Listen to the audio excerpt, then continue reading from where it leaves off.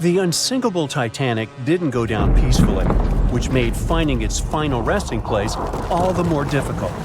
The world-famous RMS Titanic sank in 1912, but was only discovered in 1985 on a secret mission. Although people back in the early 1900s had the approximate location of where the Titanic was, they didn't have the right technology to find it. As it went under, the ship sent several CQD signals, standing for Come Quickly, Distress, to a nearby ship named Carpathia. Come at once, we have struck a berg. It's a CQD, old man, were some of the final words transmitted from the Marconi wireless on the ship. These Morse code messages were also what made the first research missions to the wreck possible. RMS Carpathia found the lifeboats filled with Titanic survivors, but the world also desperately wanted to see what became of the famous liner. Fast forward to 1953. That's when the first serious attempt to find the Titanic wreck happened. A man named Risdon Beasley tried using a loud eruptive device to locate the ship. It sounds weird, but there's science to back it up. When dynamite goes off, the waves from the detonation hit the bottom of the ocean floor. With the help of sonars, scientists would be able to locate if there was anything solid at the bottom of the ocean. But Beasley had no luck. Another 20 years would pass before oceanographer Robert Ballard would make his attempt to locate the Titanic. Ballard had a bit more luck than Beasley. Over the previous years, underwater technology had gotten more funding and so worked much better. He tried it the first time in 1977. Ballard partnered with the Woods Hole Oceanographic Institution on a mission to map the ocean floor. While the institute hired him to test out their new mapping technology, Ballard's intention was to go a little further and find the Titanic wreck. In the middle of this new technological ship, there was a hole that allowed for a long pipe to be extended into the water just above the ocean floor. Attached to the end of this pipe, Ballard installed a pod with sonars and cameras. They thought they were in for something big, and so they took the ship to sea to run some tests. That's when, on a trial run, adversity struck. The drill pipe broke, sending all of their expensive material to the bottom of the ocean floor, just like the Titanic. When Ballard failed, another important character came into this story, a man named Jack Grimm, an eccentric oil tycoon. Grimm had become famous for trying to find things such as Noah's Ark, the Loch Ness Monster, and Bigfoot. He also tried to prove the hollow Earth theory that says that the interior of Earth is entirely hollow and hosts underground cities and nations. His search consisted of trying to find a large hole on the North Pole and thus venturing inside the hollow Earth. After his attempts failed, he set his eyes on the jewel liner that had sunk, the RMS Titanic. Grimm had the money, but he didn't have the know-how. So, as a billionaire, he made a big donation to Columbia University and asked in return to use some of their equipment. He hired a team of highly qualified scientists to help operate the machinery. Here's where it gets a little strange. Jack Grimm was a believer in folklore and non-conventional ways of doing things. So he brought a monkey on board and surprised the research team. This monkey, called Titan, was believed to point to a map and locate lost things. In this case, the Titanic. The scientists went crazy when the monkey appeared and told Grimm it was either them or the monkey. This expedition left Florida without Titan. Yes, there would be no monkey business. They set the course to the exact location of Titanic's last distress signal. They arrived, examined every inch of the ocean floor, but still found nothing. Grimm's first expedition lasted 3 weeks, but unfortunately, they found absolutely nothing. They tried a particularly good search method known as mowing the lawn, where they mimic such movements to map every inch of a larger area around Titanic's distress coordinates. The reasons for failure were important defects in the equipment and terrible weather. That's when that prior searcher of the lost Titanic came back into the picture, Robert Ballard. He didn't have the millions Jack Grimm had, but he had one thing going for him. The marine geologist was working closely with the U.S. Navy to locate two nuclear submarines which had sunk in the 1960s. Ballard himself says he was living two lives, one as a researcher and the other as a Navy intelligence officer. The deal was simple. He'd have a green light to search for the Titanic after he found the two missing submarines.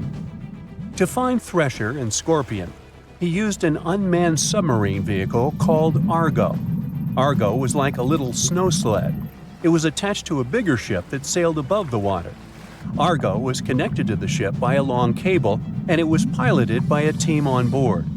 The sled had sonars and cameras that provided real-time imaging of the ocean floor, so it was a real advancement on other attempts. After much thinking, he had a eureka moment. He supposed the force of the wreck should have left a comet trail that led back to the ship. While searching for the Titanic, most people had tried to find the ship itself. But until then, it had been trying to find a needle in a haystack. That's why Ballard's logic was so brilliant. He needed to invert the order. He had another obstacle on his hands: time. He could only look for the ship after finding the lost subs. And by the time that happened, he had 12 days left. He teamed up with another scientist, and they applied the mowing the lawn method to map the ocean bed. Another important piece of information that most researchers left out was that there was a sea current moving south on the day of the disaster. This meant that the debris field should be south of the distress signal coordinates. To save time and resources, he would do a quick reconnaissance of the ocean floor, spacing lines more than 3 miles apart to look for debris fields. He also relied more on the camera visuals than on the sonar signals. His team took turns piloting Argo and watching the video. Days rolled by, with nothing but the empty ocean floor showing up. Until the rocks they were used to seeing started to look like man-made debris. Suddenly, there it was, the Titanic's boiler. Ballard was right. The debris field would take them back to the ship. After 73 years of searching, they had finally found the Titanic wreck. Titanic sank on April 14, 1912, and all of the passengers' belongings and ship's paraphernalia went down into the deep, dark waters with it. These objects patiently waited to be discovered until 1985. Titanic sank fast, and there seemed to be almost nothing left from the ship. Yet divers in small submarines managed to retrieve plenty of artifacts from the wreckage. If you wonder what those surprising items look like, hey, join me. A number of museums have collections of Titanic items rescued by divers or donated by survivors and their relatives. And some of those items are even sold at auction. So if you're ready to spend a pretty penny on an exclusive artifact, hey, why not? The first artifact on my list is a pocket watch belonging to a Titanic passenger, John Chapman. John and his wife Elizabeth were on their honeymoon. When the ship hit the iceberg, Elizabeth was offered a seat on a lifeboat next to her friend Emily Richards. There was a problem, though. Mr. Chapman couldn't enter the lifeboat. Elizabeth turned to her friend Emily and said, "Farewell. If John can't go, I won't go either." Now, that's what I call true love. After a short time, the ship went under. If we step back and return to Chapman's pocket watch, we'll notice one more heartbreaking detail. Experts believe the watch stopped around the time the ship finally submerged. Do you remember the iconic scene in the Titanic movie where the ship's band continued to play while the ship was sinking? The violin, played by the real musician, was sold in an auction for $1.7 million in 2013. They say the band played "Nearer My God to Thee" as the ocean liner sank. Since we started talking about the band, we might as well shed light on a piece of music found on the ship. It was the song "Put Your Arms Around Me, Honey." Considering the fact that paper gets ruined almost instantly when it meets with water, it's a miracle to see those documents. Another saved paper document is the lunch menu. The first-class passengers wore their beautiful dresses and enjoyed their meals without knowing that it was their last lunch. This unique item was auctioned for $122,000. Meals were offered based on class. For instance, a first-class passenger would eat roasted turkey with cranberry sauce, spring lamb, or baked haddock. In comparison, a third-class lunch consists of stuff like rice soup, fresh bread, roast beef, and brown gravy. There were also cabin biscuits, which the passengers would eat to diminish seasickness. It wasn't just the menu. A VIP ticket was also retrieved. The ticket number is still readable, 1342. Number 5 is Edwardian perfume samples.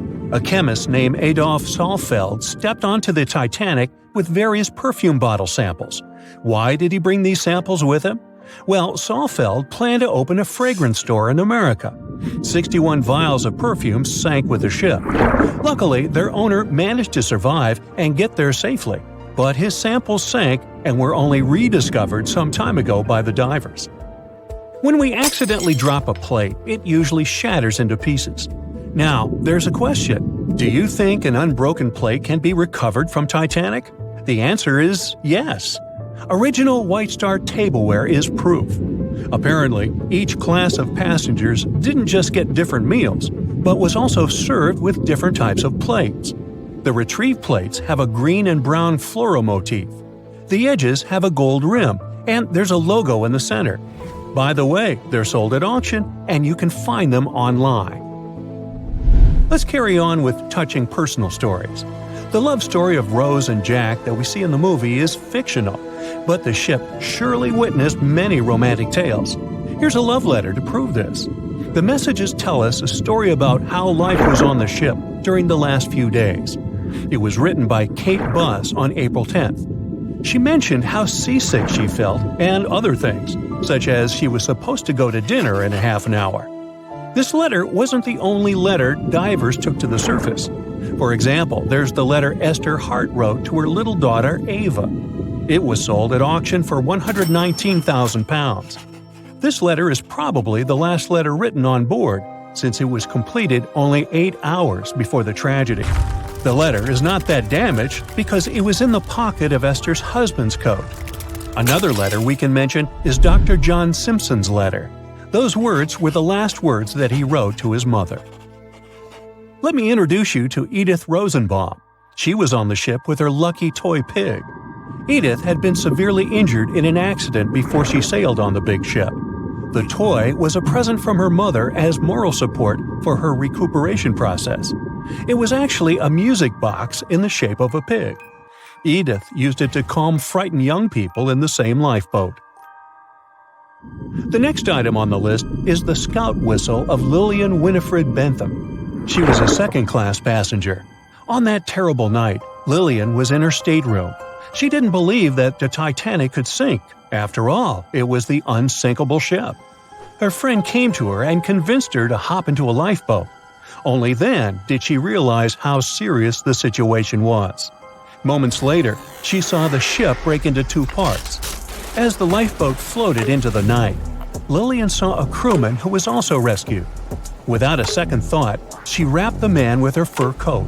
It was freezing, so she probably saved the man's life by doing that. The young man wanted to thank her for her kindness, so he gave Lillian a scout whistle. It was the whistle he used throughout the night to call for help. This pair of white gloves is one of the rarest artifacts recovered from Titanic. These cotton gloves belong to a gentleman. The owner's identity is unknown. Fabric can't last underwater for decades, but these gloves look fine, and you can still see the fine detailing and elegance. An alarm bell has also been found. Yes, that's the famous bell, the one that rang to warn people about the iceberg. Frederick Fleet and Reginald Lee were on lookout duty the night of the accident. Both of them survived. Fleet was the one who saw the iceberg before the ship struck it. What's ironic is that Fleet and Lee didn't have access to binoculars. They were stored in a locker in the crow's nest, but the key to the locker was in the pocket of a crew member who was reassigned to another ship at the last minute and didn't leave the key. They could have seen the iceberg sooner if they had had pairs of binoculars. If they had had it, the Titanic could have gotten out of the way. Divers discovered not just belongings of passengers or the crew, but also pieces belonging to the ship itself. Our next artifact is the Grand Staircase. Some parts of this iconic structure are recovered from the wreck. Turns out that this staircase became a meeting spot among first-class passengers. If they wanted to visit the Turkish baths for a spa day or eat dinner, they met at the staircase and went together. This staircase was a sign of how luxurious some parts of Titanic were. Another miraculously saved object that belongs to the ship is its plan. It was one of the most expensive artifacts sold at auction. The plan is around 30 feet wide.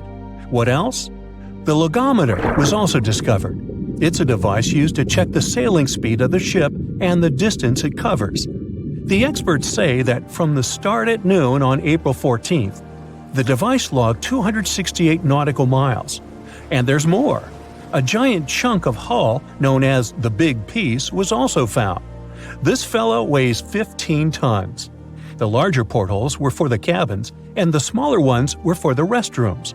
This piece was found in 1994, but it was in 1998 when it was successfully taken out. After all these years spent underwater, it was swarming with sea life. Still surprisingly, the portholes still had glass. Now, let's assume you were a diver and you could only take out one of these objects. Which one would you pick? Back when it was built, the Titanic was one of the largest and most luxurious passenger ships, with high-class features like a grand staircase, a swimming pool, and a gymnasium. People thought it to be unsinkable because of its advanced safety devices.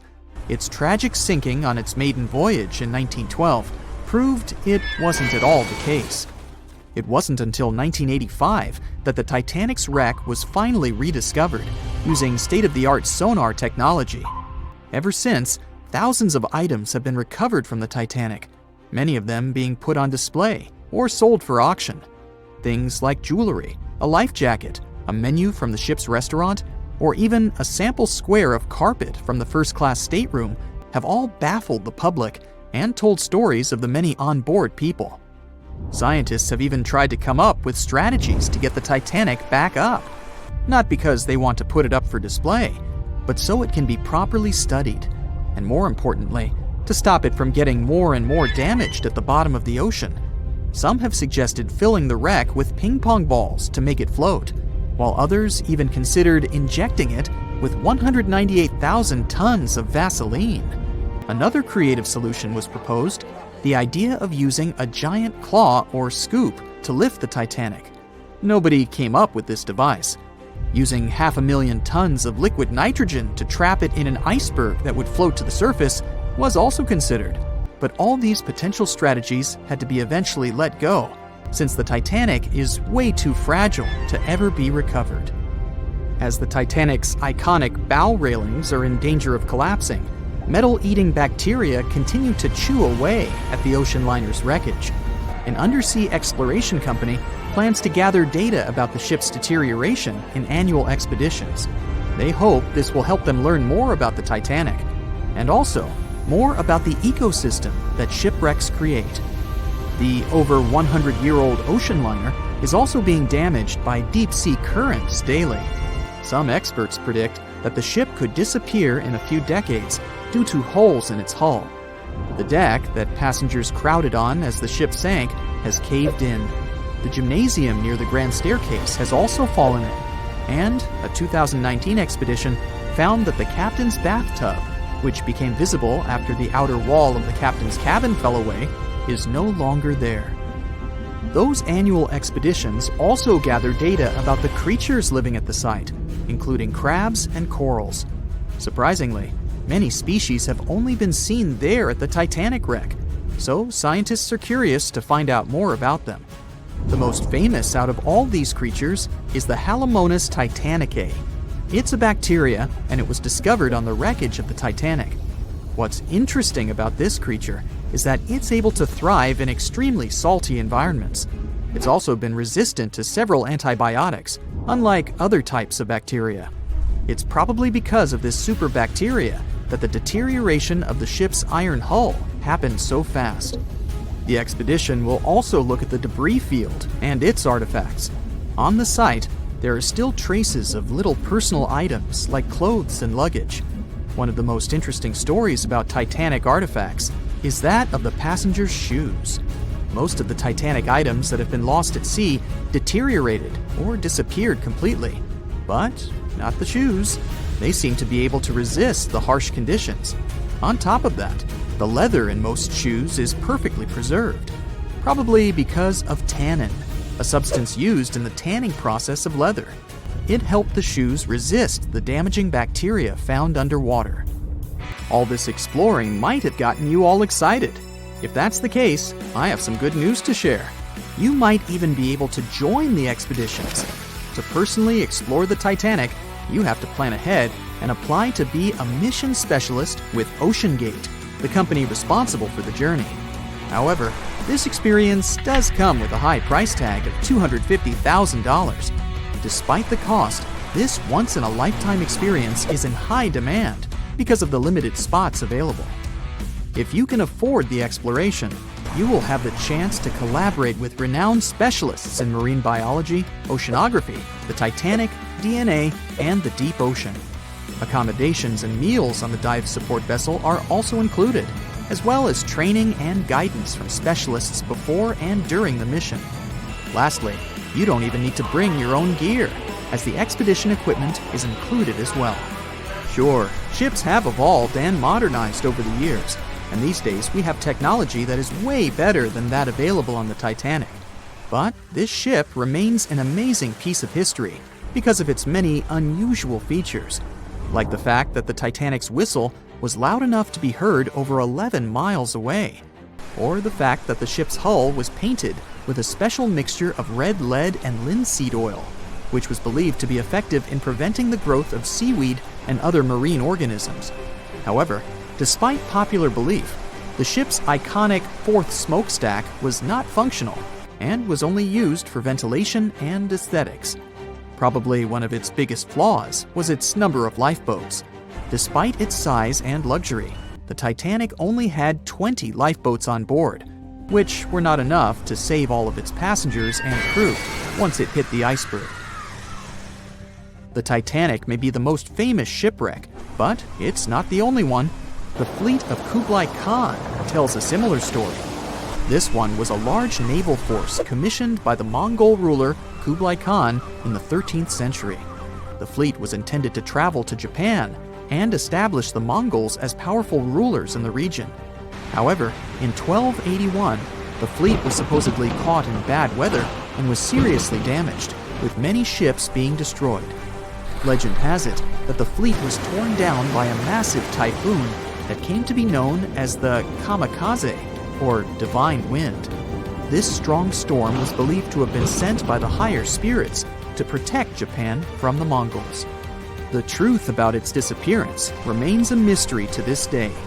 However, the wreckage of the fleet, or parts of it, appears to have been discovered in the 1980s by Asian archaeologists. They dug across the site and studied the remains of the ships at a location near Imari Bay. The shipwreck is, to this day, considered to be an important archaeological discovery. That's because it informed us how well prepared the Mongols were back in the day in terms of their ships. Another tragic story is that of the RMS Empress of Ireland. This was a British passenger ship that operated until May of 1914. This is when the ship was sailing from Quebec City to Liverpool, but it ran into the Norwegian collier SS Storstad in the fog off the coast of Rimouski, Quebec. The collision caused a large hole in the side of the Empress of Ireland, and the ship began to quickly take on water and sink. The crew and passengers were caught off guard, and many were unable to evacuate in time. In total, 1,012 people were lost in the disaster, making it one of the worst maritime collisions in Canadian history. Rescue efforts were hampered by poor visibility and the fact that many of the lifeboats were damaged or unusable. Only 465 people survived the sinking, and many of them were rescued by the Storstad, which had remained in the area despite its damage. The sinking of the Empress of Ireland was a national tragedy in Canada, and it led to changes in maritime safety regulations and the establishment of a Coast Guard. The ship still lies at the bottom of the St. Lawrence River, where it has become a popular dive site for enthusiasts.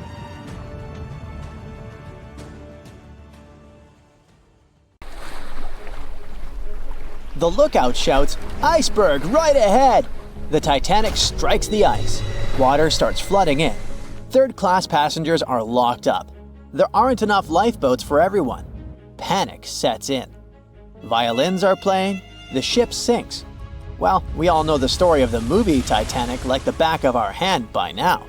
But what if I told you that Hollywood lied to us? To tell the real story of what happened that freezing night in 1912, we need to rewind a bit. The lookout shouts, "Iceberg right ahead!" Yep, that part was true. Just before 11:40 at night, Frederick Fleet noticed something darker than the sea directly ahead. As the ship got closer, he realized it was an iceberg. The engines were quickly reversed and the ship turned sharply. Instead of hitting it head-on, Titanic scraped along the side of the berg, sprinkling ice on the forward deck. If you remember, in the movie, Jack and Rose are having a romantic moment when they feel the ship shudder after hitting the iceberg. Everything shakes as if they were in the middle of a light earthquake. Some real-life passengers reported feeling something similar after the impact, but according to Titanic survivor Frank Prentice, it wasn't exactly like that. He said there was no impact as such, and it all felt more like slamming on your car brakes.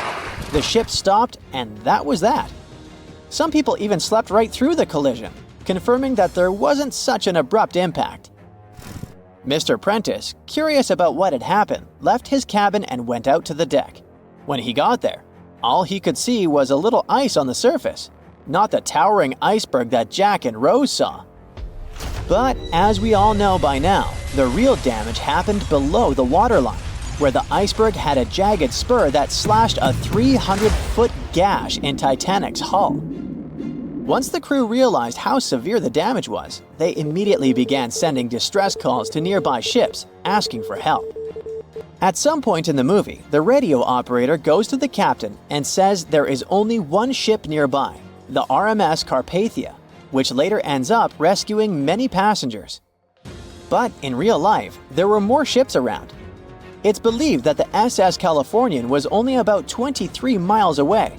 This ship might have actually seen the Titanic sinking, or at the very least, seen its rockets exploding high in the sky. Yet, for reasons we will never fully understand, they didn't try to help.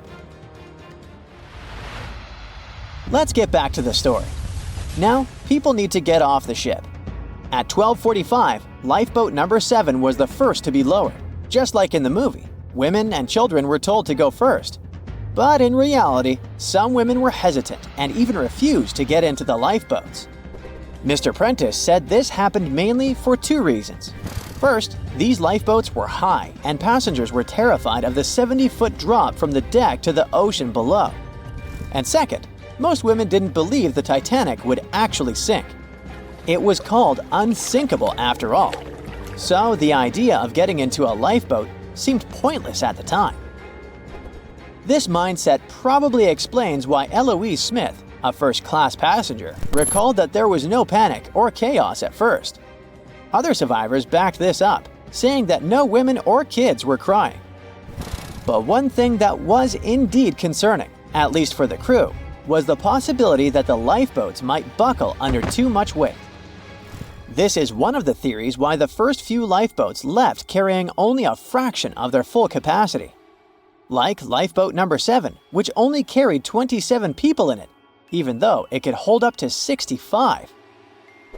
In total, Titanic had 20 lifeboats, which could carry about half of the 2,200 people on board that night. But that didn't happen. And now we know the passengers had no idea there weren't enough for everyone. As women were calmly getting into the first lifeboats, musicians headed up to the deck. Their only goal was to play and keep the passengers calm. That's a pretty well-known fact. But the real story is that some survivors said they never saw or heard the band. No violinists whatsoever. It's not like Hollywood misled you though. The musicians did play for over 2 hours after the ship had hit the iceberg. So maybe these passengers were just too panicked to notice the songs, or the musicians started playing later than we think. Now, it's time to talk about the terrible treatment that third-class passengers received. The movie portrayed the crew as cruel, locking the less fortunate below deck like animals, giving them no chance to reach the lifeboats and save their lives. But the official inquiry into the disaster suggested that wasn't true. I mean, yes, fewer third-class passengers survived compared to those in first and second class, but there were other factors at play. Many third-class passengers were reluctant to leave the ship, clinging to their belongings, and had a harder time making their way up from the cabins, which were at extreme ends of the ship. Some survivors confirmed that they were not locked up. In fact, it was quite the opposite. Mrs. George Wabi, a Lebanese woman traveling in third class, said that when chaos had erupted, some brave crew members and well-dressed first-class passengers had actually helped her get up to the first-class deck and eventually onto a lifeboat. At first, the Titanic was sinking slowly, bit by bit. Passengers reported seeing the water rising and hearing pops and cracks. Then, there was a loud boom. Some said there had been just one explosion, while others described it as a series of smaller explosions, which they'd thought had been the bulkheads giving way. And there's also a group of people who said they had only heard a rumbling sound. So not everyone agreed on the sound they had heard, but one thing is a fact. By 2:18 in the morning, the lights on Titanic went out, and the ship plunged into complete darkness. As the bow continued sinking, the stern rose out of the water, putting immense pressure on the middle of the ship. This caused the Titanic to break in two. In James Cameron's movie, this moment is pretty dramatic, with the ship sinking almost straight down into the water. But in reality, the break probably happened at a much lower angle, likely just below the waterline. Even so, it tilted enough that people couldn't stay on their feet and started sliding into the water. One interesting thing is that it wasn't until the wreckage was found in 1985 that it was finally confirmed the Titanic had broken apart. Up until then, survivors had given conflicting stories. At least 8 survivors claimed they had seen the ship split. Emily Ryerson, a first-class passenger, described it as if the Titanic had been sliced in half with a knife. But there was also a small number of witnesses that insisted Titanic had gone down intact. At the time, this theory was more accepted because most people still didn't believe that the supposedly indestructible ship could break in half. So why the conflicting reports? Okay, so what you don't see in the movies, for obvious reasons, is how incredibly dark it was when the tragedy happened. It was like being in a room with no light, where you can only make out shapes and shadows. That's what it was like on the lifeboats.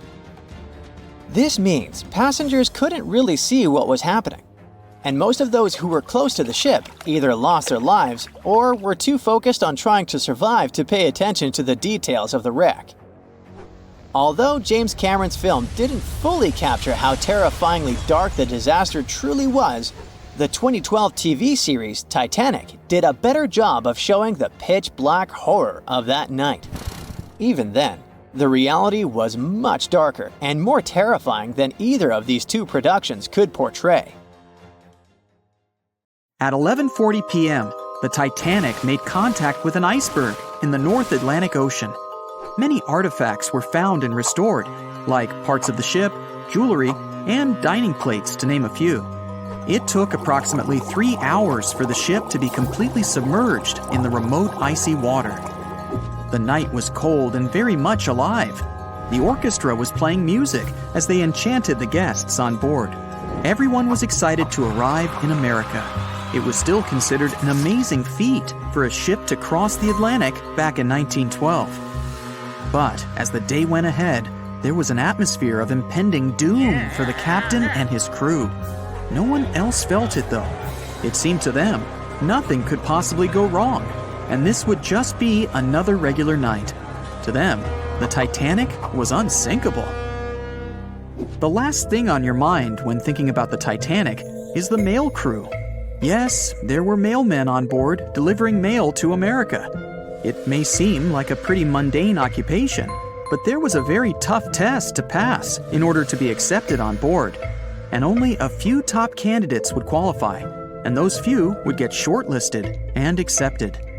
John Starr March, an American, was one of these mailmen earning between $1,000 to $1,500 a year working on the Titanic.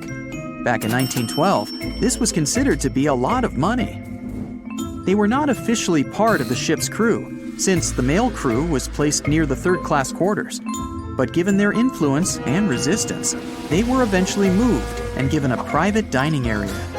March got this job since he needed the money to support his family. He found a perfect way to earn some big bucks, working on a large ship traveling across the ocean. He was 51 at the time and came from New Jersey. Sadly, he was on board when the ship sank and didn't make it. But they recovered a pocket watch that gives us a little insight into what happened that fateful evening. It's a gold case engraved with filigree and had a caption saying it was made by the Elgin National Watch Company. On the surface, you'd think this would just make a pretty cool antique sitting over the fireplace, but there are some unusual details about it. There are obvious signs water seeped beneath the glass, and the black arms of the watch indicate the time to be exactly 1:27. It leaves us wondering why the clock stopped at this precise hour. What was the owner doing? The mail clerks were operating a fully functioning and efficient mail sorting facility on board the Titanic.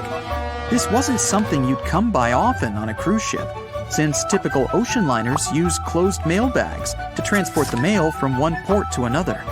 But the mail sorting facility on the Titanic allowed passengers to send out postcards whenever the ship docked in transit zones in Ireland and France. According to reports, people started heading back to their rooms at around 11 p.m., but some of them were still hanging around and enjoying their night.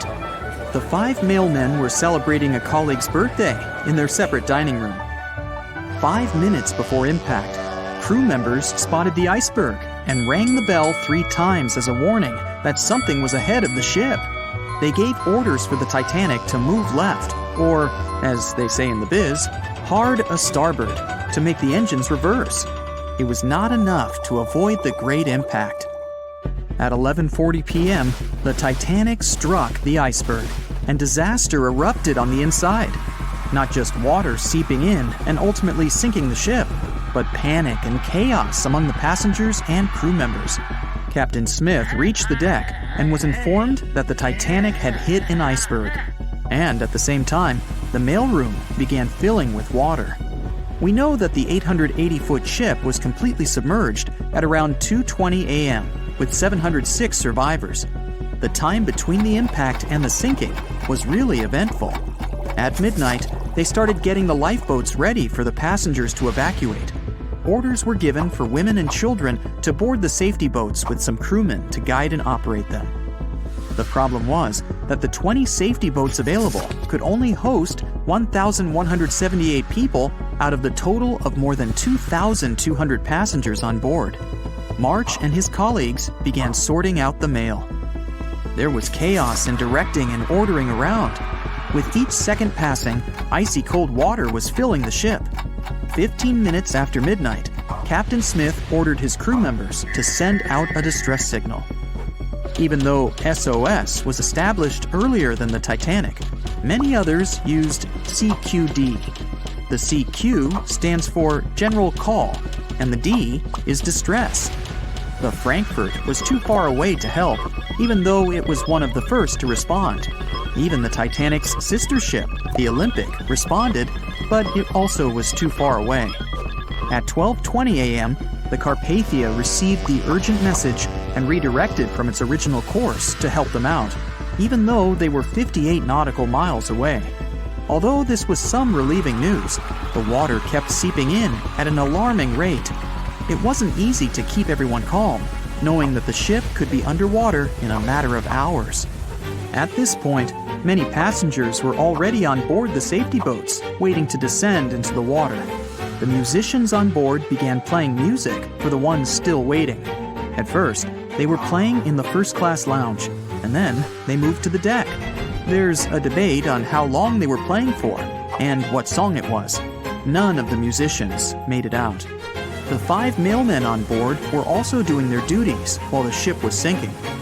According to a ship officer, the mailroom was already covered in water above the ankles, and the mailmen were busy trying to save as much mail as they could. March was one of them. There were bags of mail floating around. They started with the registered mail. Witnesses of the Titanic sinking reported the mailmen were putting bags of mail on the deck to keep them from getting wet until help arrived. They also mentioned bags of mail were floating about in the freezing water. It wasn't until 12:45 a.m. when lifeboat number 7 on the left side of the ship was lowered onto the water. Even though it had room for roughly 65 people, only 27 people were inside. Many of the safety boats carried fewer passengers than their maximum capacity allowed. The crew were worried that the boats would capsize if so many people were on them. Some reports suggest that some people even refused to board the safety ships, sticking with the claim that the Titanic was unsinkable. At the same time, they fired up one of the 8 distress rockets in the air, but it didn't get them any help. At 12:55 a.m., the second and third safety boats were descended to the waters with 2 male passengers jumping on board. 5 minutes later, another safety boat was lowered with around 39 people. At this point, water entered the base of the grand staircase. In the next 20 minutes, more safety boats were lowered, most of them underloaded. Still no help. The Carpathia was still on the way. Panic was growing, and tensions were rising. There was a lot of anger for people being left behind.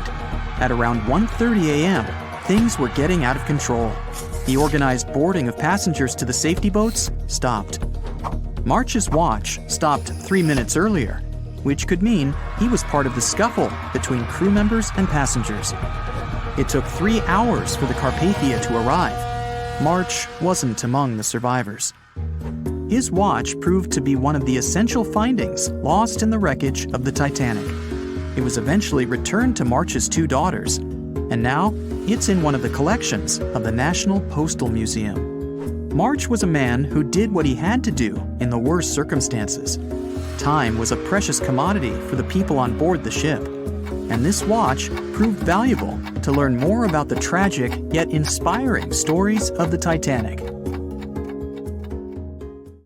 In the Titanic movie, you won't see any fumes above the 4th funnel of the legendary ocean liner, and it's not a mistake.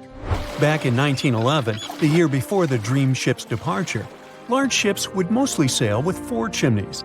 They needed those to draw heat and fumes from their massive boilers. The Titanic was a real engineering gem that only needed 3 chimneys to function. So the 4th was added for balance and more impressive looks. The White Star Line thought the public would have been disappointed to see only 3 pipes on the greatest ship of all time. The Titanic sister ships, the Olympic and the Britannic, also had 1 fake funnel each for the same reason. The dummy chimney wasn't completely useless and served for ventilation. It took out the fumes from the machine spaces in the lower decks and from one of the first-class general rooms. 1 big ventilation funnel, instead of several small ones, helped to declutter the upper decks and left more open space for passengers to enjoy their strolls. When Titanic went down, the funnels, each weighing 60 tons, went down with the rest of the ship. They were made extra tall to make sure the passengers weren't covered in the soot being ejected. Their height and weight let them stay in the upright position. The forward funnel, followed by the others, fell only when the ship went for the final dive. Those chimneys were much lighter than the bow, so they spread among other debris. The light material they were made of flattened once it hit the bottom, and the iron-eating bacteria living deep down took care of it later. The bow of Titanic remained intact when it hit the seabed, but the stern was completely mangled. When the famous ocean liner hit that iceberg, things got really messy. It took the future movie star a whole 2 hours and 40 minutes to submerge completely. The collision let water flood 6 out of 16 watertight compartments. As the water gushed into the starboard side, the ship started to tilt down in the front and a bit to the right. By midnight, the damaged compartments were spilling water into others, and it was chaos because these compartments were only watertight horizontally. Soon enough, water started flooding through the anchor chain holes, and by 2 a.m., the bow was sinking, and the stern's propellers were lifted out of the water. The ship kept flooding until the moment the bow went underwater, and the stern shot up almost 45 degrees. The weight of those massive propellers stressed the ship's midsection. The steel just couldn't handle it and failed. Survivors described that moment as some loud noise, like breaking china or falling gear. That was the Titanic's upper structure giving in. By 12 past 2 a.m., the bow and stern were only connected by the inner bottom structure.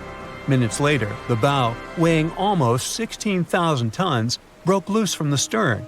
The stern rose sharply to an almost vertical position and started sinking slowly. By 2:20, it disappeared underwater. The bow was cruising down at about 13 miles per hour and had hit the ocean floor almost a half an hour before the stern. The two parts of the Titanic now lie 2,000 feet apart, pointing in different directions. The bow remained mostly intact, just covered in mud. The stern turned into a tangled wreck because of the implosions it went through during the descent.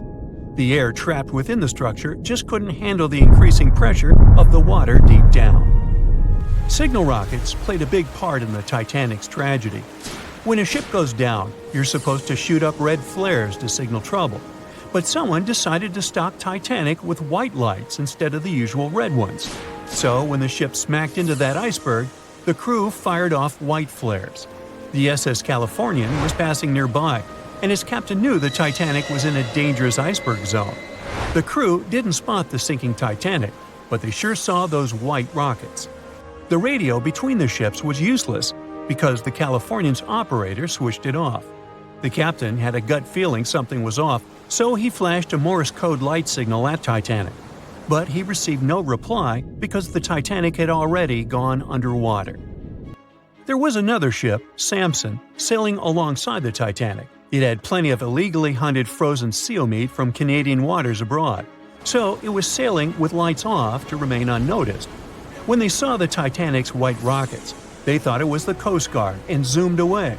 Samson didn't have a radio, so they couldn't find out about the ongoing disaster. The crew got the news about Titanic only when they got to the coast of Iceland the following month.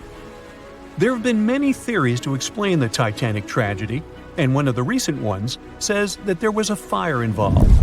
An Irish journalist went full detective for decades, digging into the mystery, and stumbled upon a game-changer. He came across a photo album that had been hiding from the public for a century after the tragedy. In the pictures, taken at the Harland and Wolff shipyard in Belfast, Northern Ireland, just over a week before the liner sailed, you can clearly see a massive 30-foot black spot on the ship's hull. Maloney researched the photos and eyewitness testimony from the time and claimed that a fire spontaneously broke out inside of one of Titanic's enormous coal bunkers. It was raging for a whole 3 weeks and messed with the metal, critically weakening a crucial segment of the ship's hull. Back then, most ships had just one hull, so it was the only skin the Titanic had.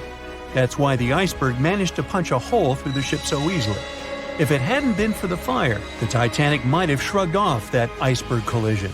The company operating the liner knew about the fire, but they decided to conceal that fact.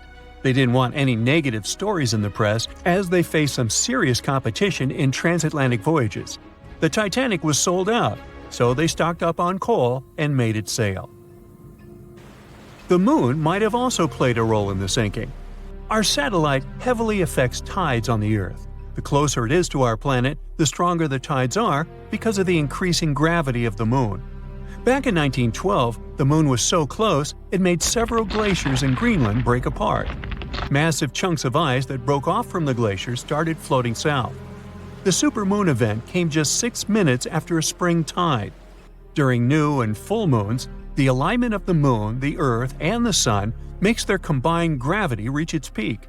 And the day before, our planet had come the closest to the Sun that year, which made the gravity even stronger. This mixture of events created perfect conditions for one of the most powerful tides in history. It created the perfect conditions for the icebergs breaking off from Greenland's glaciers to move freely. Opponents of this theory say that the difference in tidal force wasn't actually that big, and it couldn't have been the main cause of the sinking. The iceberg tore down the side of the ship, leaving a huge opening in the hull. It wasn't a continuous rip, and damage was caused in several places. Some experts believe the ship would have survived the iceberg if it had hit head-on. The Titanic had watertight compartments designed to prevent flooding in case of a collision. Only the first 3 or 4 of these compartments would have been flooded. This could have helped save a lot of lives. Supporters of this theory put the blame for the disaster on First Officer William Murdoch. Huge, fast-moving ships don't just turn in a matter of seconds like a speeding car. It takes minutes. When Murdoch realized the collision was inevitable, he tried dodging left to avoid a direct hit. But despite his efforts, the ship still collided with the iceberg. You know the rest. It was the start of 1912. A giant chunk of ice broke off a glacier in southwest Greenland. The ice was made up of snow that had fallen thousands of years before the event, perhaps as far back as when mammoths still roamed the earth. The iceberg started its journey. It was a huge thing, more than 1,700 feet long and weighing over 75 million tons. It was also a very peaceful chunk of ice. It steered clear of ships and busy transport routes. And then, it somehow floated much further south than other bergs did. Our iceberg was lucky. Others melt long before they get to these low latitudes. Out of up to 30,000 icebergs that drift away from Greenland's glaciers, only 1% ever make it all the way to the Atlantic. Even after melting into the water for months, this massive block of ice was still almost twice as heavy as the Golden Gate Bridge. The iceberg's top part was towering 10 stories over the ocean surface. Several days before our iceberg made it to the Atlantic Ocean, a magnificent ship left port. It was a luxury liner carrying more than 3,000 passengers and crew members. At that time, it was the largest ship ever built. It was the Titanic. The collisions happened on April 14th, when the ship was in the North Atlantic, 370 miles away from Newfoundland. Unable to divert its course, the ship ruptured at least 5 of its hull compartments. They started to fill with water at an alarming speed. The Titanic's compartments weren't capped at the top. That's why the water spilled over and started to flood each succeeding one. The front of the ship began to sink, causing the back part to lift vertically into the air. And then, with a deafening roar, the liner broke in half. The rest is history. But what happened to the iceberg after that? On April 15th, the German ocean liner SS Prinz Adalbert was sailing through the North Atlantic. It was traveling a few miles away from the place where the Titanic had sunk several hours prior. The German ship's chief steward, who hadn't learned about the disaster yet, saw an iceberg. What drew his attention was a large streak of red paint going along the iceberg's base. Surprised, the man took a photo of his discovery. He thought the paint meant a ship had hit the iceberg within the past 12 hours. The next person who saw the iceberg and took another photo of it was the captain of a vessel laying deep-sea telecommunication cables. The ship was sent to help in the area where the Titanic had sunk. The captain later claimed the iceberg he'd seen had been the only one in that area, plus the red paint. It wasn't difficult to connect the dots. In 2015, one of these photos sold at auction for over $32,000. And still, experts are unsure whether the image really shows the infamous block of ice. It might be a simple iceberg that had been floating nearby at that time. The great unsinkable ship was gone, sunken to the bottom of the North Atlantic, where it remains to this day. But the iceberg continued on its way, perplexing a few witnesses and slowly melting into the surrounding water. It would vanish completely before the end of the year. The Royal Mail Ship, or RMS Titanic, easily the most famous steamship in history, was once the symbol of luxury and dreams that promised to come true. It took 3 years and 3,000 people to construct it. On April 10, 1912, the brand new ocean liner greeted its passengers with the smell of fresh varnish, paint, and newly sawn wood. Back then, they still used lead for the production of paint and linseed oil as a binder, so that smell must have been powerful. When it was fully operational, the giant vessel consumed around 850 tons of coal per day, and the passengers would also smell its fumes. Another odor that must have filled the Titanic's decks at least the first-class ones, was the new scent by the famous French perfume house Guerlain. It was released earlier in the same year and quickly became a hit with the well-off ladies. The perfume that you can still buy today is a mix of violets and iris with creamy vanilla. On the dramatic evening of April 14th, when Titanic only had hours to live, the unknowing waiters were serving oysters, lamb and mint sauce, roast duck with applesauce, and other delicacies to their first-class guests.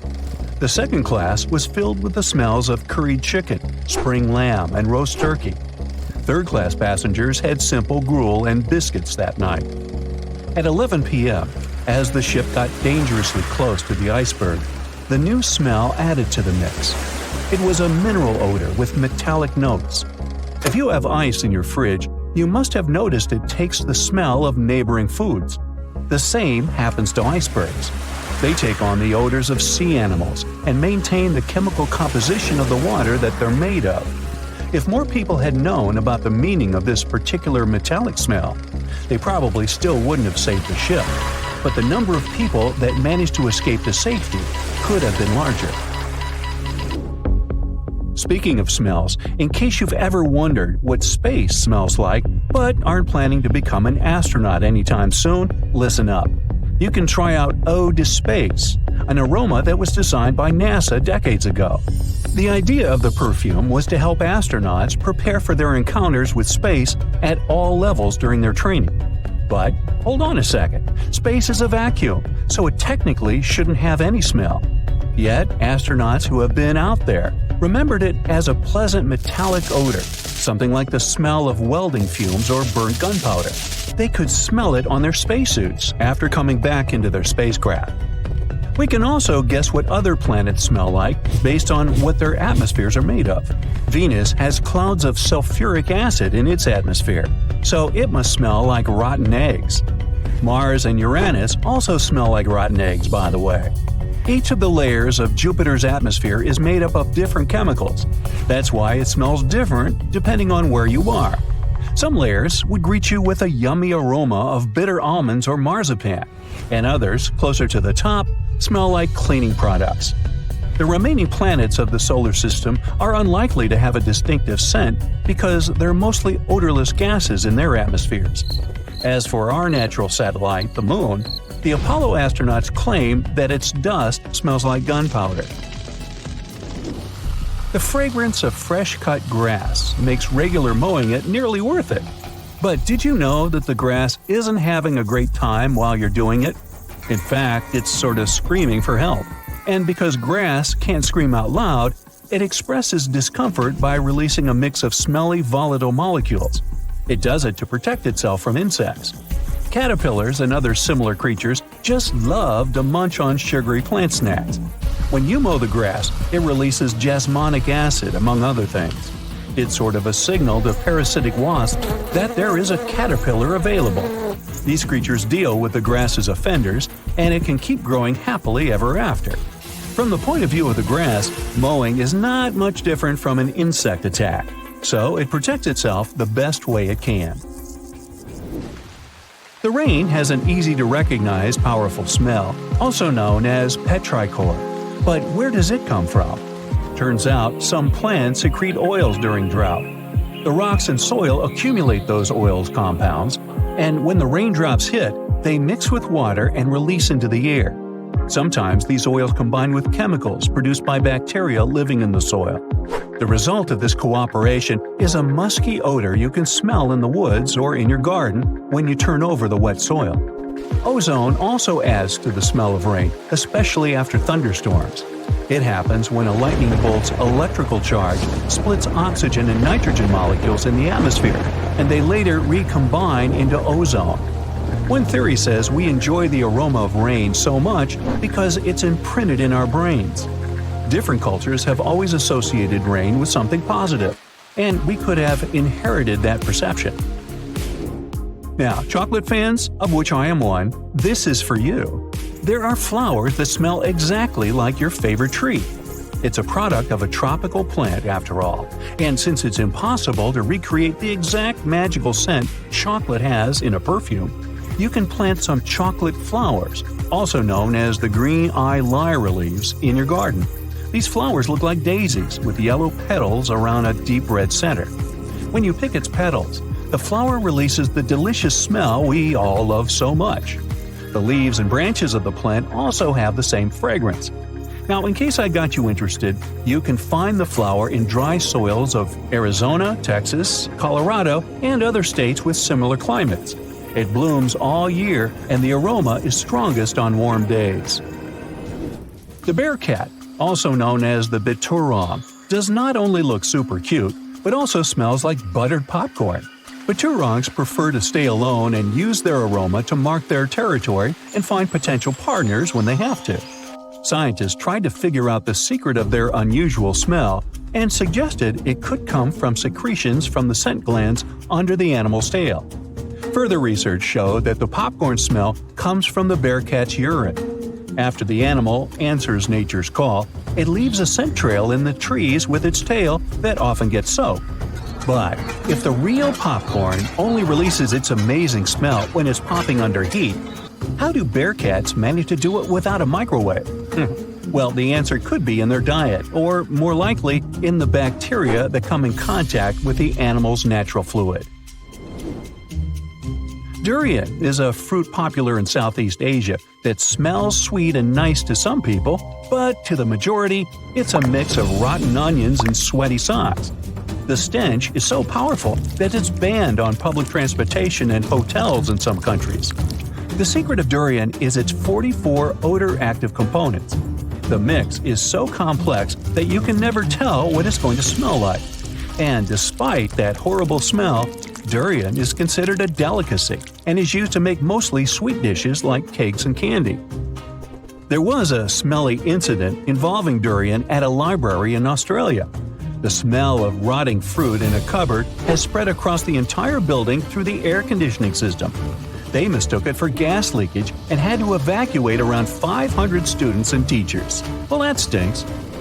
And finally, if you've ever been to natural hot springs or went to see some geysers, you'll never forget the smell of hydrogen sulfide, or less poetically, rotten eggs. It's actually not only yucky but also highly flammable, but it can also be quite useful. Most households in Iceland use geothermal springs as a source of hot water. Although it doesn't smell fresh, it's perfectly safe to drink, and the smell doesn't stay on your body after you take a shower. So there.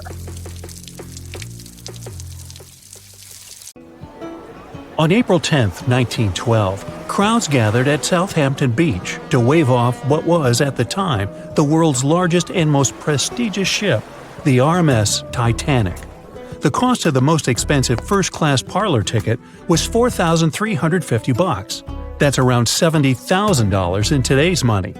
But barely 5 days after steaming away, the ship was swallowed by the Atlantic Ocean. So let's rewind and go back to what actually happened on that fateful night.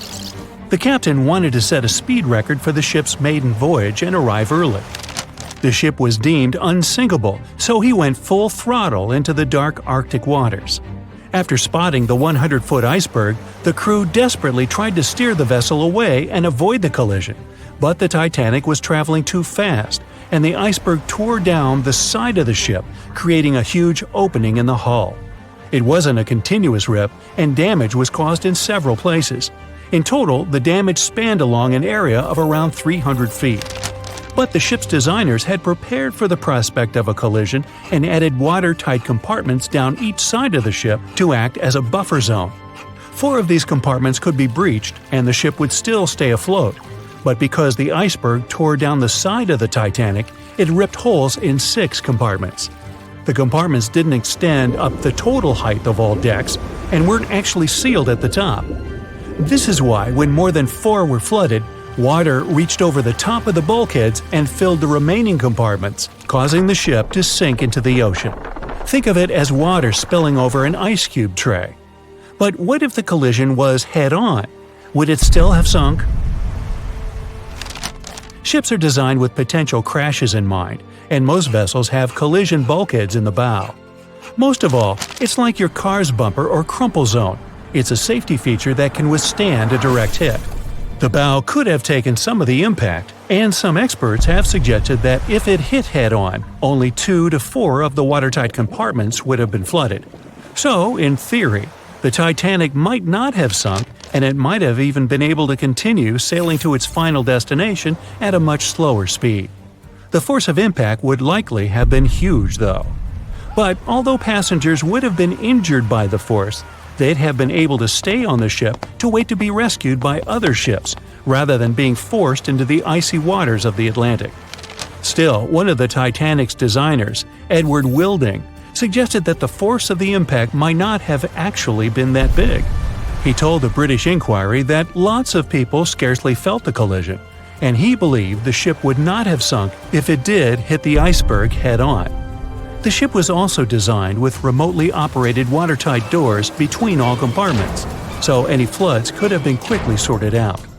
Because Titanic had 6 breaches from the side collision, and because it happened so quickly, sealing the doors wouldn't have made a difference, as it was essentially impossible to save it by that point.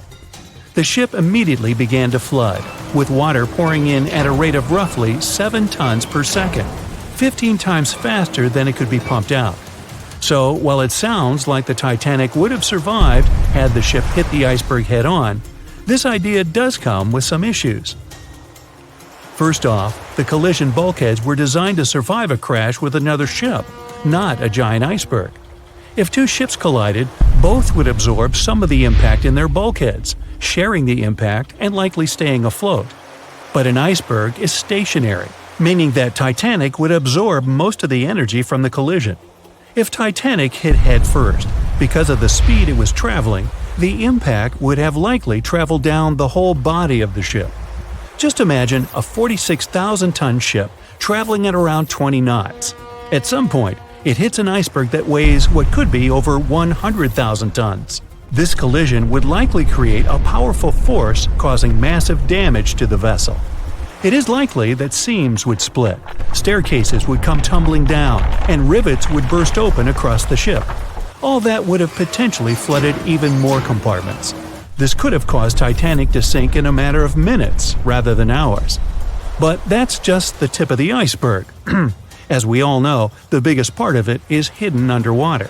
So if Titanic had been traveling head-on, it's likely it would have hit the part of the iceberg below the water first, which would send it veering off course. Hitting an iceberg is not like hitting a brick wall. In this case, the ice under the water would have torn open the bottom of the ship and caused damage to the sides. Icebergs also aren't flat, solid objects. If a flat collision happened, the ship might have stayed afloat, but icebergs come in many shapes and sizes, from domes to wedges. Studies have also been done on the steel used to produce Titanic, and the tests show the metal was about 10 times more brittle than the steel we use today. The ship was built before we understood the effects of low temperature on steel. The old steel used to make the vessel would not bend when faced with freezing temperatures, but break. Recovered pieces of Titanic's hull plates show that the hull just shattered on impact. Hitting head-on would also cause a very severe and abrupt stop, so even if the ship hadn't sunk, there would still have been major issues. Think about when you suddenly hit the brakes on your car, or when the bus stops while you're walking down the aisle and you get flung forward. Passengers would have been thrown across the ship, and because the crash happened at night, most people were sleeping, so wouldn't be able to effectively prepare for any sort of impact. This would result in injuries for most people on board. It would be especially bad for those at the front of the ship, where the accommodation for the off-duty firefighters, greasers, and engineers was. But while passengers and off-duty crew may have been thrown out of bed, there would be a lot more survivors than in the original scenario. Many ships have had head-on collisions and made it back to shore. Not many people know that Titanic actually had 2 sister ships. The White Star Line, the company that built Titanic, also built vessels called Britannic and Olympic. Captained by Edward J. Smith, who would later helm Titanic, the Olympic set off on its maiden voyage in June 1911. But much like for its sister ship, disaster was just around the corner. On its 5th commercial voyage, Olympic collided with a Royal Navy ship, HMS Hawke. While the Olympic received damage to its side, Hawke crashed into the other vessel head-on. The bow of the Hawk was completely crushed by the collision, but because the ship had watertight compartments, it managed to survive the impact and later returned to shore for repair. Another study case is the SS Andrea Doria, which was an Italian ocean liner that made global headlines in 1956. Like the Titanic, the Andrea Doria was heading for New York City on its 101st voyage when disaster struck. On July 25th, the vessel collided with the 524-foot Swedish passenger liner Stockholm. The Stockholm hit the ship head-on, but the point of impact for the Andrea Doria was on its side. The front of the Stockholm was completely smashed, but because the impact was on its hull, it managed to survive.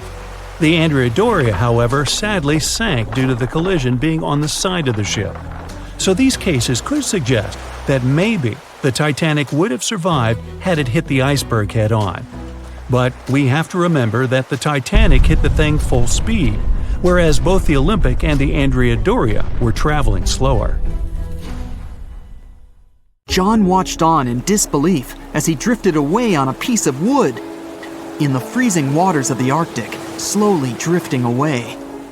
John looked upon the vessel he had worked and lived on as it raised its enormous bow high into the sky, then broke in half, causing a sound that only a crack of lightning could replicate. Distraught and dumbstruck, believing that he, and he alone, knew the dark truth behind the demise of the unsinkable ship, the Titanic. 5 days earlier, as the Titanic set sail on its maiden voyage, John worked hard alongside his mates in the coal bunker, stocking up the coal to feed the Titanic's mighty furnace. They had stocked and stored more than John had ever witnessed on any other ship he'd worked on. But this was the Titanic, the grandest ship to have ever sailed the seas. On the Titanic, there could never be too much coal. As they left Belfast and pushed toward Southampton, there was a large bang below decks that went unnoticed. The furnace was roaring and the turbines were spinning, pushing the Titanic forward at a quickened pace. The crew cheered as the vessel moved forward, unaware of the loud, concerning noise. Arriving in Southampton, Greg came aboard, amongst hundreds of other passengers. With 13 years at sea, his vast experience included the role as a quartermaster on 6 previous ships. Ready for a new challenge aboard the greatest vessel ever made, he was looking forward to this next challenge of his career. Greg came with a wealth of experience, especially with sailing through the Arctic. His role was vital within the crew, understanding the seas around the North Pole. He would be a key lookout as they set to cross the perilous path of the Iceberg Alley. Greg had some concerns regarding the voyage. The Earth's orbit was remarkably close to the Sun and the Moon, causing higher tides. This would make icebergs more prominent, drifting them further away and towards the route of the Titanic as they journeyed to New York. Assessing the lookout tower and inspecting the available gear, Greg found no binoculars. This made him concerned, but the sailors just laughed at Greg. "If the deck is short on ice cubes, we'll be sure to plow right through a berg to resupply." A sailor laughed. Greg didn't share this sentiment. Eager to find out why they had been left short-handed on equipment, since he had such a vital role on the ship, Greg inquired further.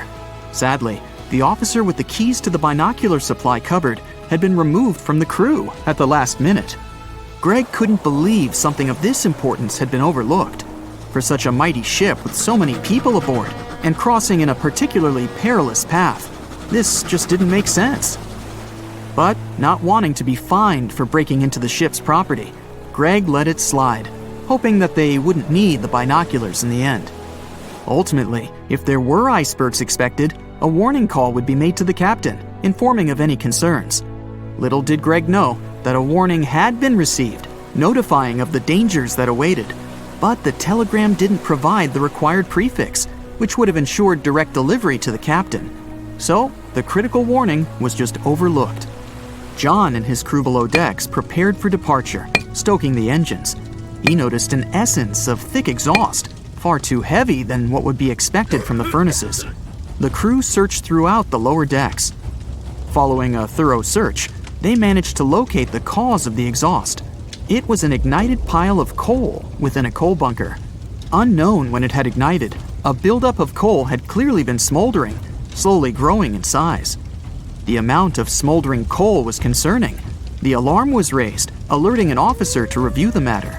The officer assessed the damage and confirmed with the captain that it was deemed to be of little concern, as only minor damage had been caused. John was unsure of this assessment, as he knew that in confined spaces, surrounded by iron bulkheads, an oven-like environment arises that intensifies the heat with time. But the Titanic would power forward, making no sense to John as they had only just departed from Southampton. He was sure they would have turned back. John and his crew were ordered to shovel the already lit coal into the furnace and continue shoveling until all the smoldering contents would be contained. It was a possible but painstaking task that could take the entire journey. The continuous intake of coal would ensure the turbines would spin at a constant, accelerated pace, not what the Titanic was designed for. It was meant to be a luxurious passenger liner and not for breaking speed records. However, the crew would find enthusiasm in not only acknowledging the Titanic as unsinkable, but also as the fastest. John and his crew continued to shovel the coal into the furnace for several days. The temperature within the bow was becoming hotter every day. The bulkhead's contained heat was so severe that it became weak at the seams in the iron walls and rivets. 2 more days, lads, just 2 more days. John was laughing, trying to raise the spirits of his mates as they were working tirelessly. But as they were all laughing, joking, and looking forward to dry land, they unknowingly approached their final destination. The Titanic was speeding through the calm sea. Greg looked ahead, above in the lookout tower, keeping a keen eye out as they were in iceberg territory now. Even though the way seemed clear, false horizons could occur, creating confusion about how far objects in the distance truly were. As they were traveling in the Gulf Stream waters into the colder Labrador Current, air columns cooled from the bottom upwards, creating a thermal inversion. This incredibly high air pressure ensured fog wasn't present, providing a deceptively clear outlook. But the thermal inversion can also create optical illusions, showing the horizon further away, appearing higher in the distance, or masking whatever objects that could come before it. These false horizons could easily hide any icebergs that could be approaching. Greg knew the perils of a calm sea in the Arctic, preferring the rough waters, where it's easier to detect icebergs within waves. Peering from the lookout, Greg was looking towards the dark abyss ahead. Suddenly, within 1 mile directly in front, a formidable image quickly emerged from the dark waters surrounding. Iceberg, right ahead! Greg yelled to his mate, who quickly called to the helm and directed them to steer hard to starboard. The helmsman received the call. In the heat of the moment, he turned the wheel counterclockwise. He then realized he'd turned the wheel the wrong way and quickly went in the opposite direction. The ship aimed towards the iceberg, veering to the port side whilst reducing speed. Although there was a delay in turning the wheel, since there was a short distance from the signal and the fast pace that they sailed at, it may not have made a difference. As they approached the iceberg, it appeared as though they'd miss it, but over 87% of an iceberg is underwater. And as they came along the side, the hidden ice underneath hit the port side bow, piercing the side of the hull with a 12-square-foot tear. The ship shook, with all aboard aware that something was amiss. Amongst the confusion and fear, they were oblivious of the damage. As they gathered their bearings, 6 out of 16 compartments were quickly filling up with seawater. The hull could only withstand 4 compartments filling before sinking. Time was ticking as the Titanic made its descent into the depths. The weakened bulkhead with heated steel pillars and rivets broke under the pressure and sudden change of temperature from the ice-cold water. The call was made to abandon the ship. Lifeboats were prepared to be released, while help signals were sent out to nearby ships. The radio operator was guiltily sitting, constantly calling out to a nearby ship that had been in contact with the Titanic recently. There was steady communication with this ship over the past few days, providing warnings of icebergs since the Titanic departed from Southampton. The final warning message received was just 1 hour ago. Upon receiving the final warning, the operator ignorantly responded, "Shut up," with the assumption that their warnings of icebergs were pointless. Following this unfortunate response, the ship turned their radio off and provided radio silence. The closest ship that was responding to their distress signals was 500 miles away, too far to provide any assistance in time. There were countless mistakes that caused the Titanic's watery end, whether they contributed directly or from sheer ignorance. The most tragic of them was the number of people aboard the ship, 2,224 of them. There were only enough lifeboats provided to rescue 1,178, barely half of the people.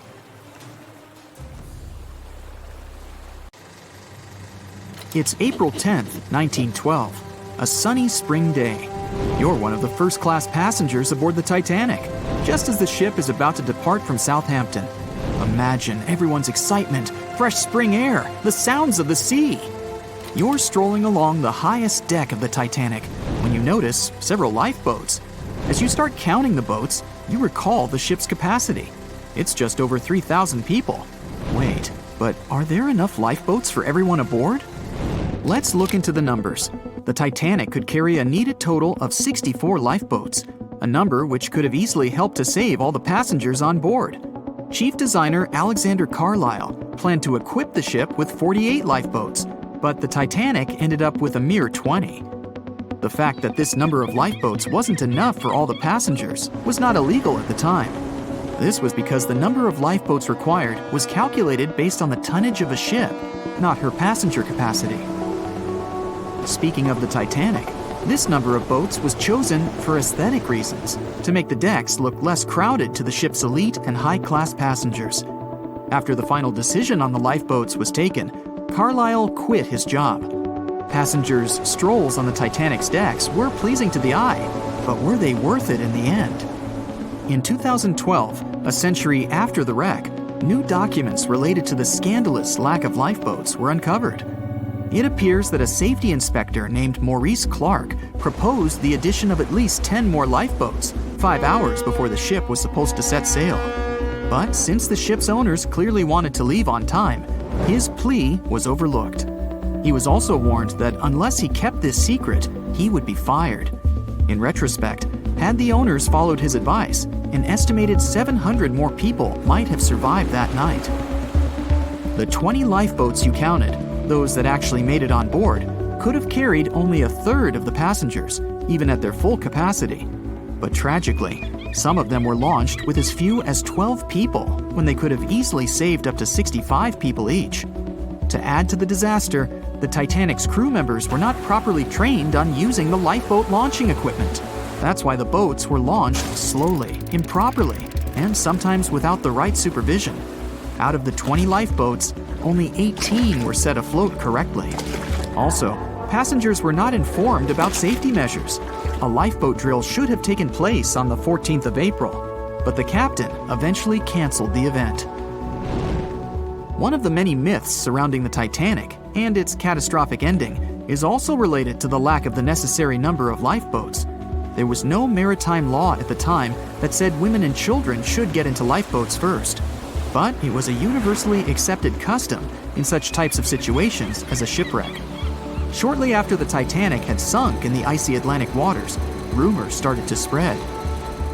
It was said that some desperate men had resorted to dressing up as women in those final moments before midnight on April 14, 1912. They wanted to get a spot on the lifeboats and have a chance to save their lives. At the same time, there's little to no evidence that any of the male passengers of the Titanic had actually done this. In any case, what happened to those 20 lifeboats that were on board the Titanic after the ship hit the iceberg? What we do know is that all these boats were launched between 12:40 a.m. and 2:15 a.m., with a total of 718 people on board. By the time they were rescued by the RMS Carpathia at about 4 a.m. the same day, only 705 people had remained alive. It took the crew of the RMS Carpathia more than 4 hours and 30 minutes to pick up all the passengers and 13 of the lifeboats. This was as many as the rescue ship was allowed to carry. The rest of the now empty lifeboats were left adrift at sea. Those salvaged were later given back to the White Star Line, the British shipping company which operated the Titanic. Strangely, after being returned, they appeared to have vanished from official records. The last image ever taken of the 13 surviving lifeboats was of them getting unloaded in the New York harbor. Sadly, and ironically, that's where the Titanic was supposed to be on April 18, 1912. The lifeboats were then rid of their Titanic nameplates or any other markings that could have linked them to the ship. Some sources claim that the boats were eventually destroyed. But was this actually the truth? The fate of one particular lifeboat has been the source of much debate. Collapsible Boat A, the last one to leave the ship, was retrieved by the RMS Oceanic a month after the crash. At that time, it was a shocking 200 miles away from the spot where the Titanic had sunk. Also, in the boat, there was a wedding band engraved with the words "Edward to Gerda," a sad omen to a couple that were lost at sea after managing to escape the sinking Titanic. Later identified as Edward and Gerda Lindell, the couple was traveling from Sweden to the US to relocate. Some accounts claimed that Mr. Lindell did, in fact, make it to Collapsible Boat A, but his wife wasn't as lucky. Neither were ever seen again, and the wedding band was eventually sent to Gerda's father. The recovery of Collapsible Boat A was recorded in both photographs taken by the crew on board the RMS Oceanic and by a detailed handwritten account of a fellow passenger. They claimed that the lifeboat had looked more like a piece of wood carried by the waves than an actual boat. The first lifeboat to depart from the Titanic was Lifeboat Number 7. It was dubbed the Millionaire Lifeboat. It's rumored that the 12 passengers on board might have bribed the crew to row away to safety instead of allowing others to jump in. In 2015, some of the items recovered from this lifeboat, including a lunch menu, a ticket, and a letter from one of the passengers, were auctioned for up to $70,000 by a New York auctioneer. Soon after the Titanic catastrophe, it became mandatory for all ships to be equipped with enough lifeboats to carry all the passengers and crew. It's more likely that the Titanic lifeboats, being relatively new equipment at the time, were refitted to be used on other ships, such as the RMS Olympic, which was the Titanic's older sister. Some of them may have been sold off to private collections, or even left to rot. After all, they were seen as a source of bad luck, and most people were unwilling to use them again on other ships. Unfortunately, all the information about their whereabouts is hard to confirm now. No official statement from the owners of the lifeboats was ever given after their rescue. But although nothing appears to have remained of the original lifeboats, some full-sized replicas exist on display in museums in Falmouth, England, and Belfast, Northern Ireland. One of the few surviving White Star Line lifeboats did not, in fact, belong to the Titanic, but it did have a striking connection to the cursed ship. This boat is the restored Lifeboat 6 from the RMS Oceanic, which helped to recover Titanic's collapsible Lifeboat C. It was said to be owned by a private collector, but similar to the Titanic's lifeboats, we don't know anything about its location today. As for the nameplates and other identification marks of the lifeboats, the White Star Line seems to have kept them. Because some of these items were later auctioned and sold to interested collectors, even Rick Springfield supposedly got hold of one of the nameplates.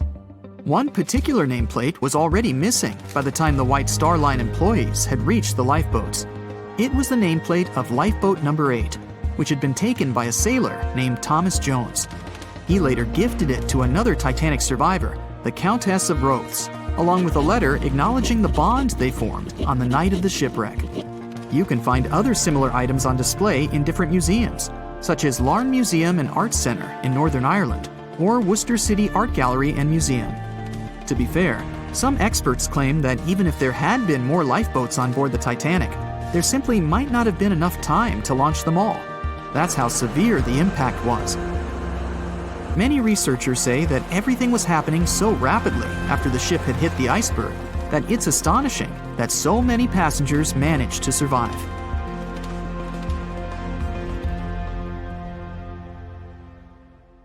On the night of April 14th to 15th, 1912, the most modern and unsinkable ship collided with an iceberg and sunk. And it was incredibly scary. Just imagine a huge cruise ship, several times the size of the Statue of Liberty, crashing into a massive chunk of ice and sinking. It's dark and cold. All you can hear is the rumbling and grinding of breaking metal and wood. All that surrounds you is the icy waters of the endless Atlantic Ocean. There's almost no connection with the outside world. There are no phones or internet. Nobody else on the whole planet knows that the ship is sinking. It's a real nightmare. But the most shocking thing is that the people who were on the Titanic that day didn't panic. They were calm, maybe a little worried, but there was no fear on their faces. To understand why they weren't afraid during one of the biggest disasters of the 20th century, you need to see what was going on through their eyes. So, you're a passenger on the infamous ocean liner. Your cabin is located on one of the top decks of the ship. You've just had a great time with your friends at dinner. Now musicians are playing a beautiful melody. Waiters are serving dessert. You go out onto the deck and enjoy the tranquility of the mighty ocean. At this moment, you feel an incredible sense of security and comfort. You're proud that you're one of the first people in the world to travel on the most high-tech ship on the planet. You go to bed in your cabin and wake up because a crew member gently knocks on your door and asks you to go to the deck. There's some kind of issue, but there's no reason to panic. No problem. You'll be happy to go out and take a look at the night sky. The moment when the ship collided with the iceberg felt like nothing more than a slight push, and some passengers didn't even hear it. They realized that something was wrong only when stewards knocked on their doors and asked them to go outside. You're on the deck. There are already a lot of people here. Everyone is more or less calm. Passengers are talking about what might have happened. Listening to the conversations around you, you figure out that the ship is supposedly sinking. The idea seems like nonsense to you, but even if it is true, all passengers will be evacuated in lifeboats anyway. At that time, people didn't know there were half as many rescue boats as needed. Passengers were sure that everyone would be saved. Evacuation begins.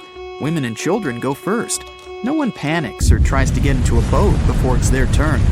All men behave gentlemanly and help crew members to evacuate women. One passenger wants to get into the boat with his wife, but it's not because he's afraid to stay on the Titanic. He's just worried. It seems to him that it's less safe in the boat than on the giant liner.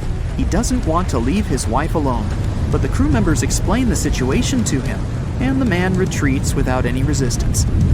They begin to launch flares into the air. No one pays any attention to this. Everyone thinks this is a standard procedure for a ship breakdown. If there had been many experienced travelers on board, they would have understood the flares were fired because the ship was in distress.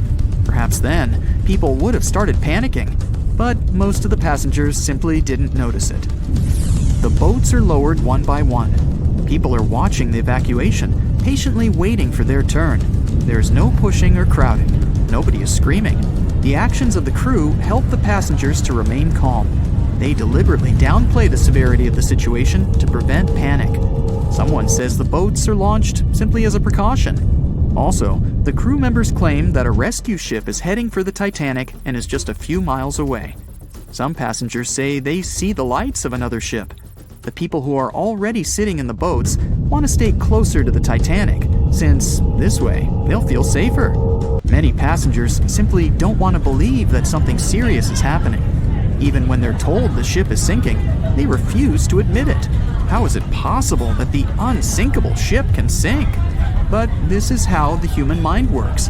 In extreme situations, it refuses to believe that something bad is going to happen now. You don't even want to think about it. One of the passengers says that it seems to her that the danger is exaggerated. She claims that all people will return to the Titanic at any moment. Some passengers are afraid, and still, they don't want to leave the ship.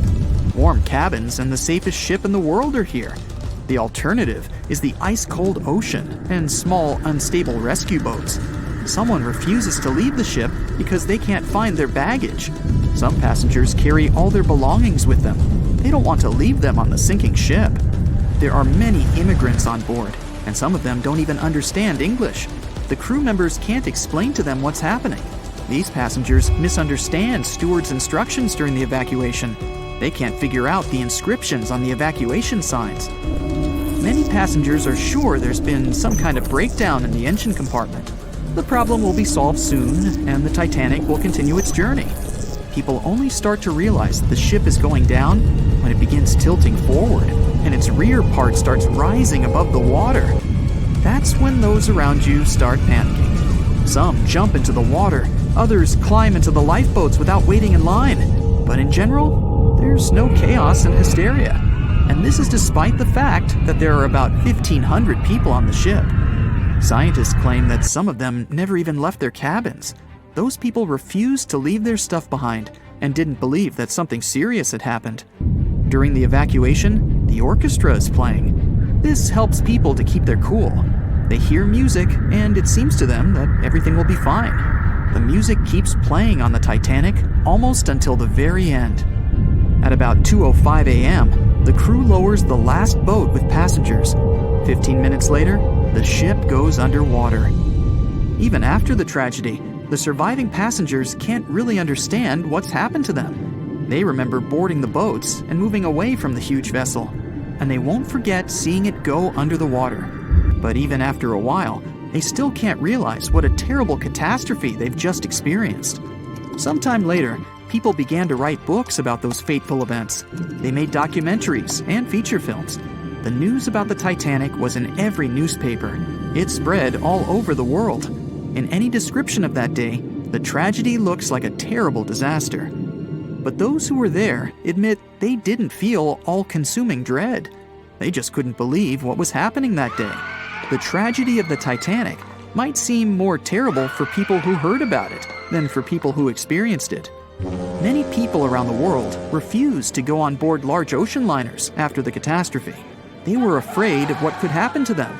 At the same time, a lot of passengers who survived on the Titanic continued to travel by other ships. There was a woman who survived 3 shipwrecks, including the Titanic, and she still continued traveling. And what if people tried to raise the Titanic from the sea floor? This happened many years after the shipwreck. Then, the $5 million operation failed. Nylon slings were attached to a large part of the sunken ship. The other ends of the slings were connected to diesel engines. For the entire operation, a mini-submarine was used. A piece of the Titanic, weighing 21 tons, was being pulled up when one of the slings tore. And then, one by one, the other cables began to snap too. The huge piece of the ship fell back to the seafloor. By that time, the participants of the rescue operation had run out of food supplies. And since the nearest shore was quite far away, they decided not to give it another try. The cause of the Titanic crash was an iceberg, or so we've always been told. But new research has come to light that debunks this theory. On April 15, 1915, Titanic, the biggest ship of its time, completely disappeared under the ice-cold surface of the Atlantic Ocean. It's hard to believe that such a massive and expensive creation could be destroyed by one simple iceberg, right? Well, recent findings suggest that the real cause of the disaster was a fire, not an iceberg. For over 3 decades, journalist Sinan Maloney has dedicated himself to studying the sinking of the Titanic. During his research, he made a significant discovery that shed new light on the well-known story. Maloney discovered a massive black spot on the hull of the Titanic, which measured an impressive 30 feet in length. He found it thanks to an unpublished album of photographs that showcased the construction and preparation of the ill-fated ship's first and final journey. Can you believe that most probably the fire on the Titanic had been burning at extreme temperatures for 3 whole weeks before anyone noticed it? Crazy, right? Apparently the high temperature corrupted the metal, making it 75% weaker. That's why the iceberg was able to make a hole in the ship. If not for the fire, the Titanic might have survived the crash because the iceberg apparently hit the exact spot we are talking about. And this is only one link in the chain of incredible coincidences that brought the Titanic down. The people in charge of the Titanic knew about the fire and knew the ship shouldn't have set sail. But they didn't want to go bankrupt and cancel the trip, especially since there was a coal shortage due to miners being on strike. The trip was already sold out, and there were no alternatives. Other ships canceled their trips due to low demand. Everyone wanted to board the Titanic, so the management bought up all the coal they could find, even from other ships, and set off. It was all about making money. To hide the truth, they turned the ship's hull so that the marks weren't visible from the dock and faced the sea. This way, the passengers wouldn't see them. Here's another sad twist in the Titanic's story. Back then, there weren't any sonar systems to detect danger, so specially trained people had to watch out for threats using binoculars. But the binoculars on the Titanic were locked away in a special compartment, and the only person with the key, Second Officer David Blair, was replaced last minute before the ship took off. He forgot to hand the key over to his replacement. This mistake wasn't discovered until 3 days later when the ship was already at sea. If they had the binoculars, they might have seen the iceberg in time and avoided the crash. But even if they had the binoculars, they might not have been able to avoid the crash because the Titanic was going faster than it was supposed to. They were behind schedule and didn't want to ruin the ship's reputation, so they were going way beyond the speed limits the ship's construction could sustain. One of the biggest mistakes made on the Titanic was the decision to not include enough lifeboats. Even though the ship needed around 60 of them to contain all the passengers, it was only equipped with 20. The designer, Alexander Carlisle, had initially planned for 48 lifeboats, but this number was reduced for aesthetic purposes. Apparently, having too many lifeboats would have made the deck look too cluttered. These 20 boats were only able to hold a third of the passengers on board, which was not nearly enough to save everyone in the event of an emergency. What's even more shocking is that this number of lifeboats was technically legal at the time. Regulations for lifeboats were based on the tonnage of the ship, not the number of passengers. This means that even though the Titanic was carrying thousands of people, it still met the legal requirements for lifeboat capacity. Another serious mistake made by the crew was the decision to cancel the lifeboat drills scheduled for the day of the disaster. Lifeboat drills were standard practice on ocean liners at the time, but for no apparent reason, Captain Edward John Smith chose to cancel it. This meant that passengers were not prepared for an emergency, and the crew was not adequately trained to handle the situation. When the ship hit the iceberg, chaos ensued, and it took over half an hour to launch the lifeboats instead of the usual 10 minutes. Some folks put the blame on Captain Smith for the fact that the first set of lifeboats left partially empty. The very first lifeboat, which had seats for 65 people, only carried 27 passengers. There is an objective reason for this. At the beginning, people were reluctant to abandon the ship and didn't understand the gravity of their situation. In 2012, researchers uncovered that Captain Smith failed his initial navigation exam. Although he eventually passed, some people wonder if this could have played a role in the disaster.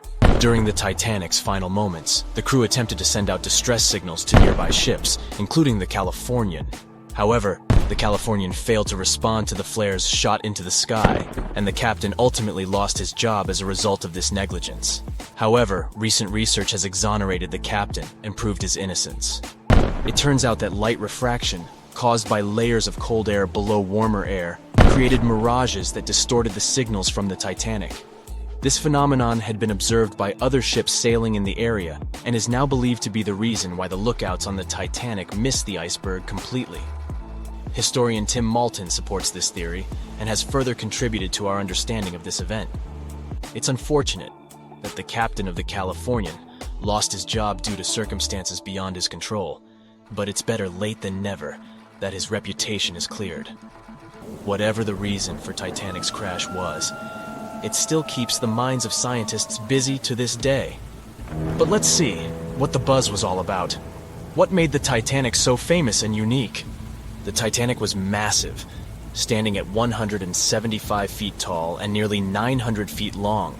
The ship was so enormous that even the officers took over 2 weeks to memorize all the decks and passageways. You could be walking miles along its corridors. The construction cost of the ship was a whopping $7,500,000, which would be equivalent to about $166 million in the mid-2010 ES, due to inflation. Interestingly, the production cost of the Titanic movie in 1997 was even higher at $200 million. Building the Titanic was no small feat, and it required a labor force of 3,000 men who worked 6 days a week for 26 months. The job was difficult and dangerous, and workers had to complete tasks at the height of a 20-story building without safety ropes. Nevertheless, they were paid a competitive wage of £2 a week, which was considered good pay at the time. The inside of the Titanic was inspired by the luxurious Ritz Hotel in London. The most impressive feature of the ship's interior was the grand staircase, which extended through 7 of the ship's 10 decks. The staircase was adorned with ornate paintings, bronze cherubs, and oak paneling. The first-class passengers had access to an impressive array of facilities, including a heated swimming pool, Turkish bath, gym, squash court, beauty salon, and even a stylist to help them prepare for dinner. First-class passengers on the Titanic were pampered to an extraordinary extent. They had their own onboard newspaper, the the Atlantic Daily Bulletin, and even their dogs were taken care of with a special area where they could be fed, walked, and trained during the voyage. The first-class meals were a grand affair, with 13 courses and a different wine for each course. These dinners could last up to 5 hours, and they were certainly something to look forward to. With such opulence and luxury on board, it's not surprising that so many people were eager to take the first trip on the Titanic.